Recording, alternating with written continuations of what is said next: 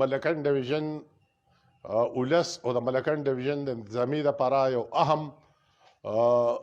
خبره چې کومه ډېره ضروري ده چې زه نن غواړم چې دا زه شیر کړم هغه دا ده چې څنګه موږ ویلو چې د محمدزاده شهید په وژنه کې د ملکن انتظامیه شریکه ده نو په هغې کې مرکزي کردار چې چا ادا کړو هغه وهاب دی د هغه سره بل ملګری دی چې هغه شهاب دی او دا دواړه کسان د کریمینل سره د څو کالونه چې کوم دی په رابطه کې او په دغه ځای کې د محمدزاده شهید نه علاوه نور هم داسې وژنې شوي دي چې هغه دي د جرایم پیشه په لاس باندې کړي دي او غټه خبره چې کومه دا ده کوم انفارمیشن چې موږ سره دی هغه دا دی چې دا وهاب او دا شهاب دي سره انون سیمونه دي دي سره د افغانستان سیمونه دي دی خلکو پسې د بتو ټلیفونونه کړي دي او دا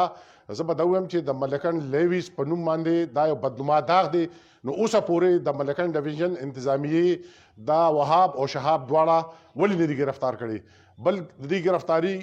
زه نن غوښتنه کوم چې دا د ملکن انتظامیه نه کوي زه د صوبایي حکومت نه او د اعلی چارواکو نه او خاص کر د مقتدر ادارو نه دا غوښتنه کوم چې دا وهاب او شهاب دی چې کوم دی فوراً ګرفتار شي او دی د په هغه طریقه انټاروګیټ شي چې څنګه د ملک دشمن عناصرو سره کیږي څنګه ټیررسټو سره کیږي او دی سره چې کوم بیا ثبوتونه دي کومې خبرې دي په سخاکوټ کې څو کالونه د جرایم پیشه او د دې ګډ جوړو دی د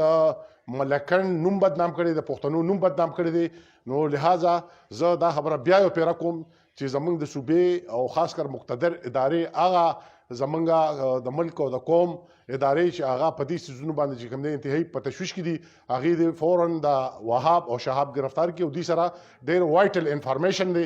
هغه انفارمیشن بالې د دې نه ترلاسه کیږي چې دا دواړه ګرفتار شي او انټاروګیټ شي او بله خبره زه دا کوم د ملکن ولس ته چې په 22 تاریخ باندې زمونږ د صوبایي اسمبلۍ مخې ته یو برپور احتجاج دی او په هغې کې به مونږ مخکې تګلاره اناونس کوو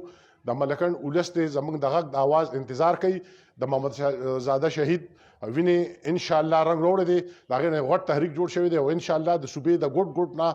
د یوې کوڅې نه د یو